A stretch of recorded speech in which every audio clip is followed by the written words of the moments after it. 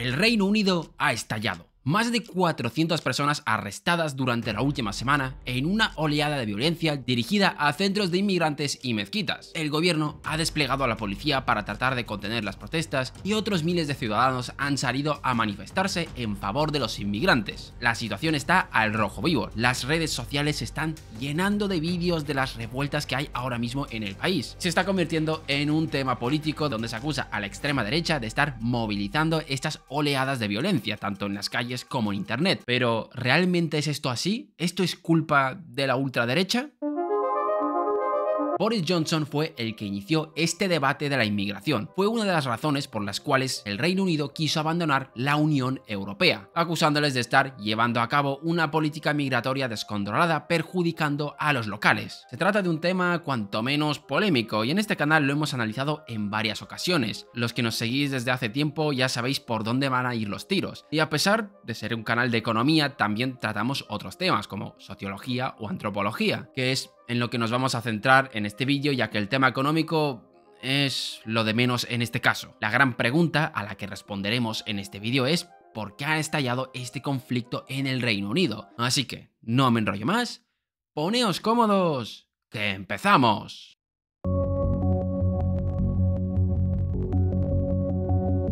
Lo que está pasando en el Reino Unido es un claro ejemplo de choque cultural. Dos culturas con características completamente diferentes están conviviendo en un mismo territorio geográfico, generando tensiones entre ellos. Las dos culturas de las que estamos hablando son la cultura del honor y la cultura de la dignidad. No quiero repetirme en este vídeo, ya que es algo que está explicado en este canal. Tendréis varios vídeos en la descripción y en la pantalla final hablando del tema y también la bibliografía. Lo que nos interesa es que el choque de ambas culturas puede generar conflictos en la sociedad, ya que tienen formas de resolución de disputas completamente opuestas. Las culturas del honor tienden a ser más propensas a una respuesta violenta para precisamente defender el honor. De ahí a que en muchas ocasiones sean más violentos y presenten tasas de criminalidad más elevadas, mientras que las culturas de la dignidad tienden a delegar a terceros, la justicia, la resolución de los conflictos. Esto de forma muy resumida. Lo que nos interesa para este vídeo es que cuando dos culturas tan diferentes se juntan, inconscientemente generan una segregación dentro de la sociedad. Y ahora lo vamos a ver. El Nobel Schelling ilustra cómo las preferencias individuales pueden influir en los patrones de segregación de los inmigrantes en una sociedad. Él llamó su modelo como modelo de segregación endógena. Algo endógeno es algo que surge desde dentro sin la intervención de un tercero. Si, por ejemplo, tenemos una política que obliga a los inmigrantes a vivir en determinada parte de la ciudad, estamos hablando de algo exógeno, ya que un tercero, en este caso el gobierno, ha obligado a los inmigrantes a vivir en esta especie de gueto. Pero lo que decía Schelling es que las personas tienden a juntarse con aquellas con las que se sientan más identificadas. Esto lo podemos ver muy claro con el caso de la inmigración. Muchas veces, cuando los inmigrantes llegan a un país, a menudo buscan vivir cerca de miembros de su propia comunidad para de esta forma sentirse más cómodos y seguros en su entorno, generando los conocidos como barrios étnicos, de los que seguramente habéis escuchado hablar en más de una ocasión.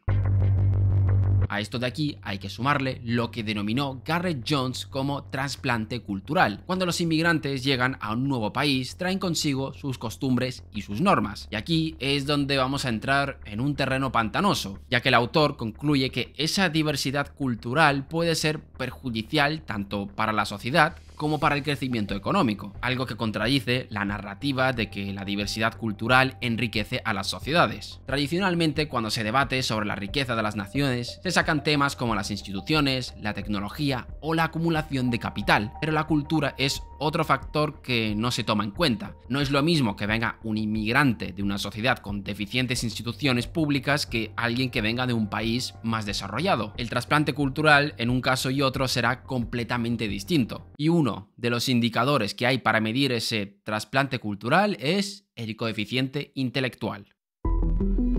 El coeficiente intelectual se conoce popularmente por ser un indicador de inteligencia y habilidades cognitivas, pero no nos vamos a meter en el debate de si es un buen indicador o no. Lo cierto es que como predictor de éxito individual es un indicador bastante limitado, pero cuando cogemos la media de un coeficiente intelectual de un país, se convierte en un predictor de prosperidad bastante sólido. Esto suele pasar bastantes veces, que un indicador a nivel individual no tenga demasiada utilidad, pero que a nivel agregado o la media de ese indicador sí que puede tener utilidad. Pero, a ver, que me desvío del tema. Los países con una media de coeficiente intelectual más elevados presentan características más positivas de cara al desarrollo, como ser más pacientes y ahorradores, más cooperativos, algo fundamental para construir gobiernos de mayor calidad y empresas más productivas, y también son más proclives a apoyar políticas económicas que permitan el desarrollo. En cambio, los países con un promedio de coeficiente intelectual más bajo tienden a tener instituciones más débiles, y la gracia del asunto llega cuando un grupo se junta con otro. Según sus hallazgos, los inmigrantes de bajo coeficiente intelectual tienden a tener un impacto negativo en las instituciones de los países de alto coeficiente intelectual, haciendo que los inmigrantes de los países de bajo coeficiente hagan parecer al país de destino a su país de origen. Este tipo de inmigrantes tienden a apoyar políticas más perjudiciales, además de elegir representantes de sus propias comunidades, disminuyendo así el coeficiente general del cuerpo legislativo, y esto de aquí acaba degenerando la situación del país de destino y sus habitantes acaban culpándoles de esta degradación. El Reino Unido ha sido uno de los más afectados por el choque cultural. Londres, ciudad multicultural por excelencia, ha visto cómo 620.000 británicos étnicos han abandonado la ciudad, haciendo que hoy en día sean la minoría en la capital de su propio país. Y las razones de este abandono, aparte de razones económicas, aumento de la criminalidad, de la desconfianza mutua y la disminución de la calidad de vida en general. El tipo de inmigrantes de los que estamos hablando provienen de una cultura del honor, generando un choque con la población local, generando situaciones tan irónicas como la siguiente.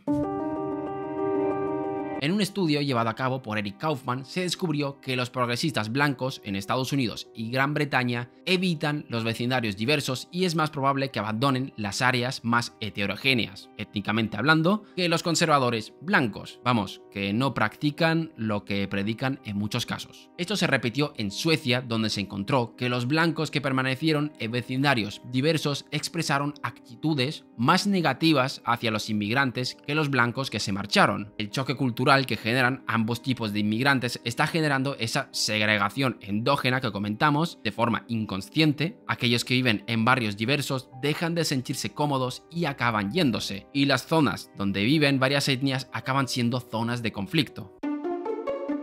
El estudio de Vanhanen investiga las causas de los conflictos en todas las sociedades divididas étnicamente, y su conclusión es que la principal variable que explica los conflictos no es la riqueza, como muchos afirman, sino la diversidad étnica. Según Vanhanen, la persistencia de los conflictos étnicos está en la propia naturaleza humana. Lo llamó el nepotismo étnico. Sí, un nombre un poquito extraño. En resumidas cuentas, la teoría dice que es normal que los grupos étnicamente semejantes se apoyen los unos a los otros, y que cuanto más dividida estén las líneas étnicas, más conflictos de intereses habrá. Y lo que voy a comentar a continuación seguramente le va a sonar a más de uno. Advan y Reich encontraron en el año 2015 que los grupos étnicos tienden a adoptar la cultura local e integrarse cuando son grupos pequeños. Es decir, si llegan unos pocos inmigrantes, no les queda otra que adaptarse a la cultura del país de destino. Pero cuando superan una masa crítica, o en otras palabras, cuando llegan a un número lo suficientemente grande, prefieren segregarse y preservar su cultura de origen, generando la división social y los constantes conflictos entre grupos que estamos viviendo en Europa.